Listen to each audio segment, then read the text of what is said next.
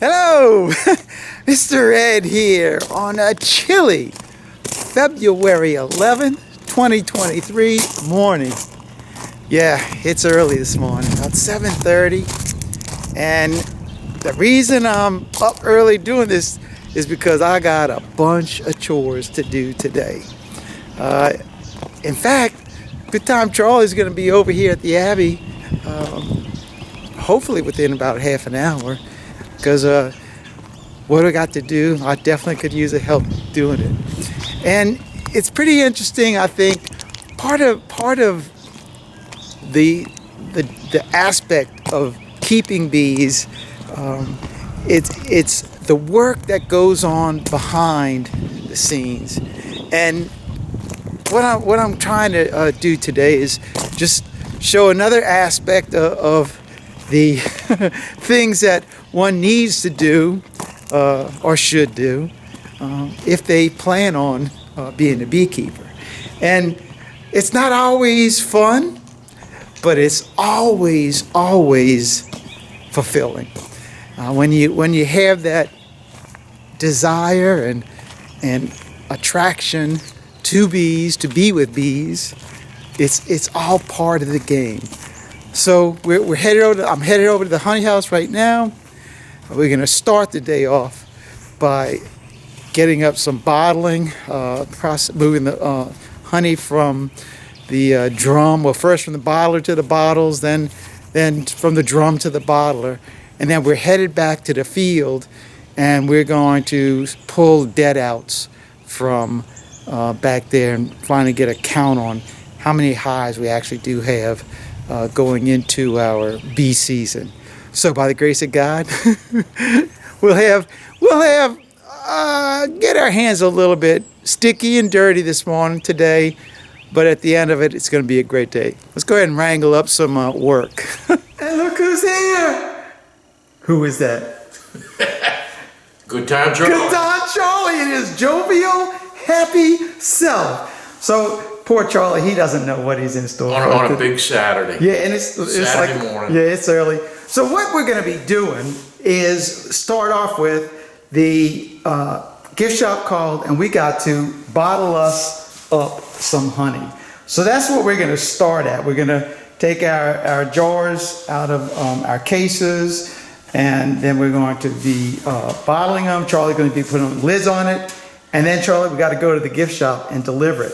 But before we do that, Charlie, then once our bottler is empty, we are going to be using our pump right here and pumping honey from this drum of honey into the bottler.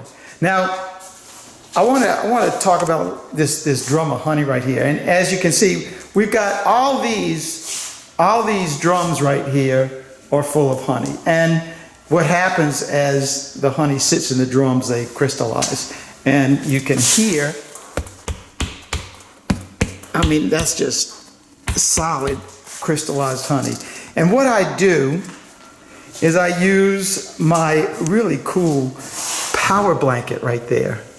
And I wrap the drums with it. And that, all it is just like a heating blanket. That's all it is. It keeps the temperature at 100 degrees. And as Charlie removes the top of it, I put that moving blanket on top just to keep the heat inside. And you put your hand right here, you can feel the warmth of the honey inside. And then once it's revealed, look at this. Look how from solid to liquid. Now, I will say this. I've had this blanket on there for about 2 weeks now. So it does take a little while to do it. And as long as I'm not in a hurry, we can do it. And we have to get the honey in that liquid state to move it with the pump into the bottler. But once it's at this state right here, at 100 degrees, it just flows like water. So Charlie and I, that's right, Charlie, he and I are going to be sitting down right here, and we got about 10 cases of honey to bottle up, and we're going to bring those over to the gift shop. Point out just one or two things. First, as you can see, I keep that temperature of the honey right at 100 degrees. It might be 104, 100, something like that. But right around 100 degrees. And I've already taken probably about 5 gallons out of the bottler already. So this is all that we have inside of the bottler at the moment. Oh, you can feel the warmth coming up and smell it. Oh, it smells good. And so we'll probably get, I don't know, at least 6 cases, maybe 7 if we're lucky. All right, let's roll.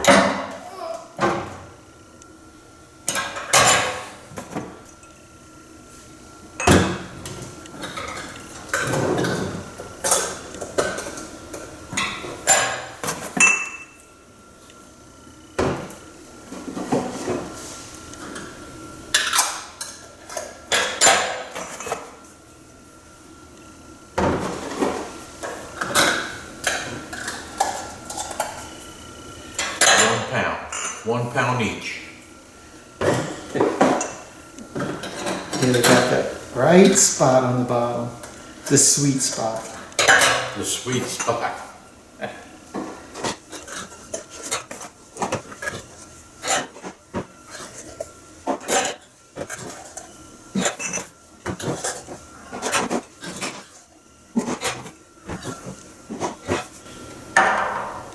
And there you have it.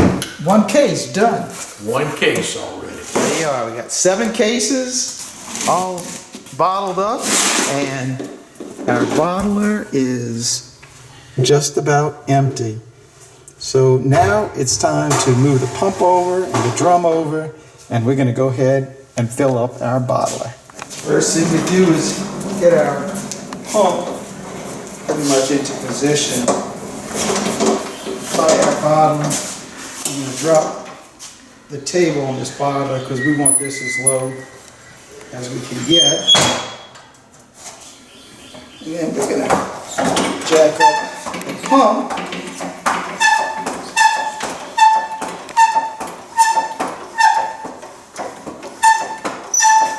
That's pretty good at that point. And now we can go grab our drum. Go ahead and take our blankets off of it, unplug it, and loosen. And it has these straps on the side of it which keep it really secure on the drum. And once you loosen them, just lift it off. And there is your drum of honey. Now we push this 600 pounds of honey over to our pump. And all we have to do is hook up our hoses now.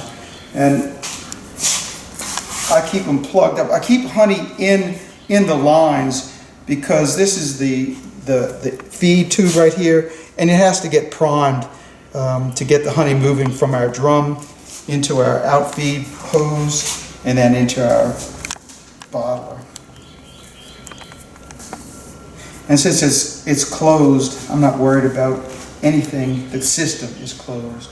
I'm not worried about any contamination in there. Tube that's going to be going into our bottler.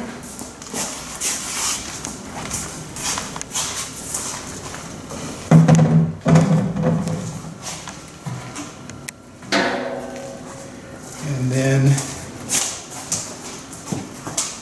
our other tube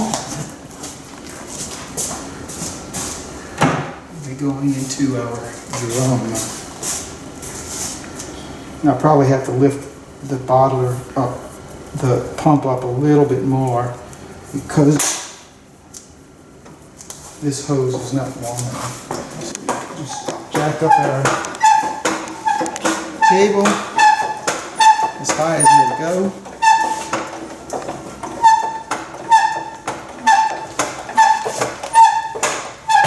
So that's all it's going to go. And all I'm going to do is I'll place the end of the tube into the drum, and it'll just start pulling the honey out and pushing it over to our bottler. Now, Charlie's gonna have to set the camera up because Charlie's gotta operate that part of the pump right now. I still haven't mounted a switch on the pump yet, so it's still, we need 2 people to do this. And so he'll plug it in. I'll stick this in into the honey, and then Charlie will plug it in, and it'll start the cycle.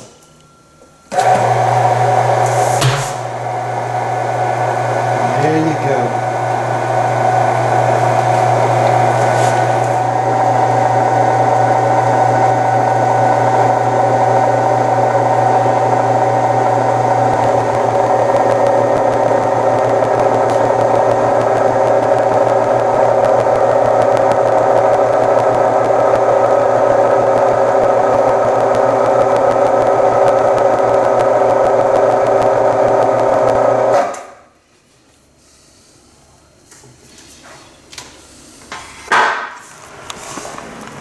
And now we've moved the honey from the drum. Now look how much. Here's the bottom of the drum, and we've removed that much honey.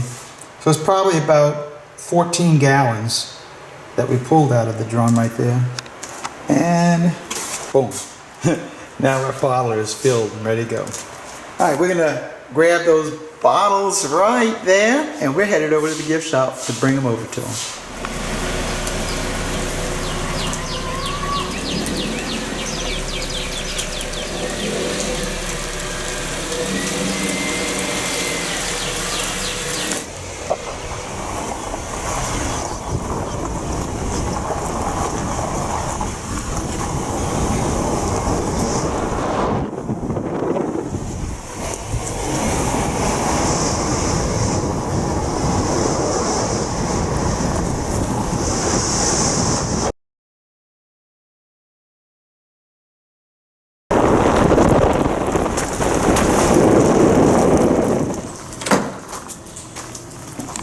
Hey, did somebody say they needed some honey? Yes, they did.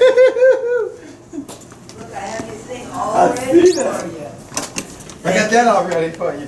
Thank you so much. The way we do this is we have one of our little dollies over here, and all I have to do is bring it in, load it on the dolly, and all the volunteers here in the gift shop, as you notice we didn't put labels on it, the volunteers here in the gift shop, they will put the labels on the honey. But right now they have 0 honey on their shelf.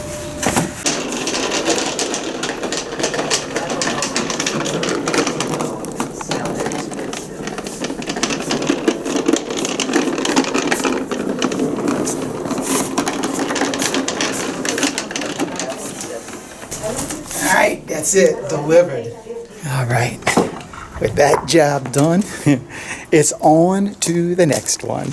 Well guys, and gals, I'm sorry, but our little excursion in the back to pick up our deadouts just ain't gonna happen today. We've been waiting around for an hour and a half, and we just looked on the radar, and the clouds are still coming.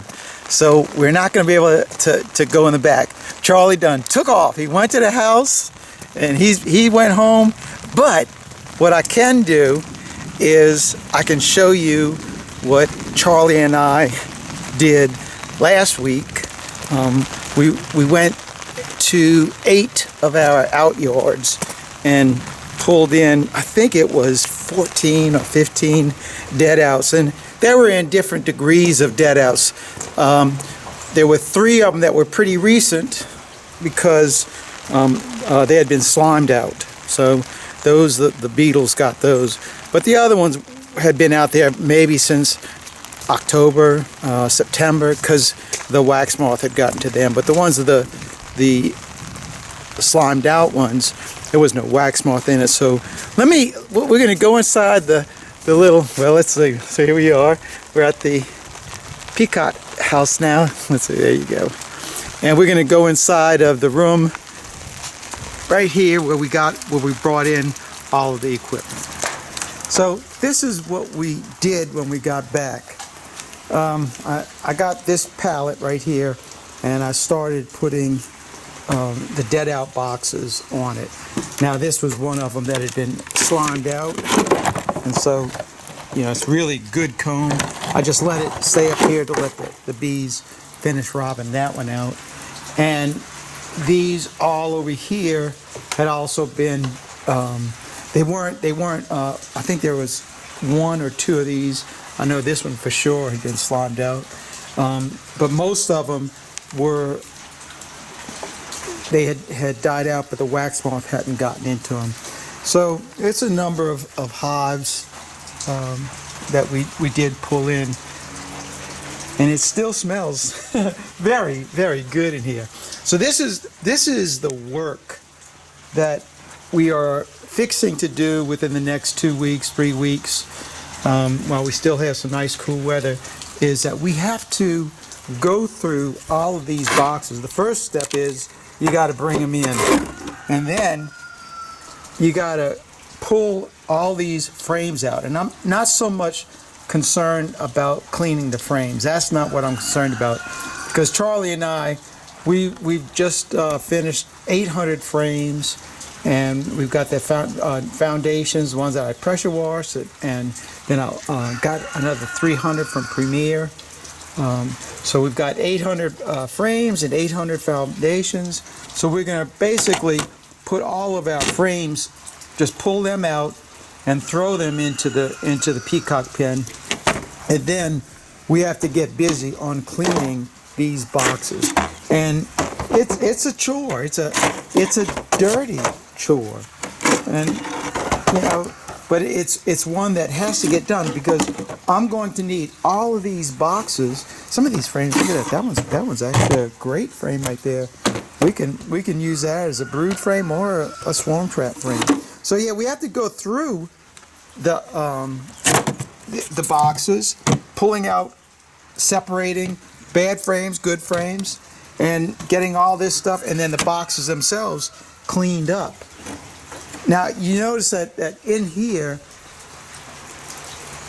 there's the hog wire that we have all around this, so no big varmints can get in. I want to show you something back here on the back of the honey house. Now, this was a deadout that happened over the last couple weeks ago, and I just put it on the back porch. And this is what happens if you let your equipment, your boxes with deadouts in them, with good wax in them, because this wax I would have loved to use in a swarm trap, but the coons or rats or whatever it is knock the frames out, and then they start chewing the wax. Now this one, because you can see how firm the frames are locked in there, and plus on this side the inner cover was still on there. They couldn't get to that one, but these 10 frames, they totally destroyed them. So now these are only going to be good for me to melt these things down. So the idea of keeping our equipment in the peacock pen right there, with all that wire around it, man, it's just a great solution for this problem. So yeah, let me show you on the other side of the peacock pin what we got in here.